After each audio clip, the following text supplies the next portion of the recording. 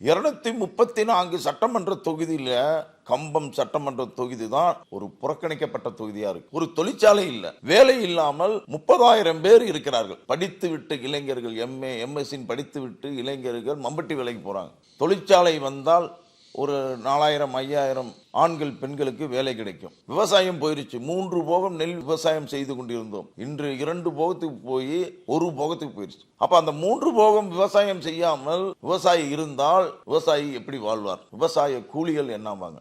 1 போக விவசாயத்தை நெல் விவசாயத்தை 3 போகம் நெல் விவசாயமாக மாற்றினால் ஒரு 5,000 பேருக்கு வேலை வாய்ப்பு கிடைக்கக்கூடிய வாய்ப்பு இருக்கிறது. என்னுடைய கம்பம் சட்டமன்ற தொகுதி தேர்தல் அறிக்கையில 5 ஆண்டு காலத்தில் 10,000 பேருக்கு தனியார் அரசு துறையிலே வேலை வாய்ப்பை பெற்றுக் கொடுப்பேன் என்ற வாக்குறுதியை வழங்கியிருக்கின்றேன். நிச்சயமாக பெற்றுக் கொடுப்போம். விசில் அடிக்க ரெடியா? கம்பம் திரு PLA ஜெகநாத் மிஸ்ரா. நம்மளுடைய வெற்றி சின்னம் விசில்.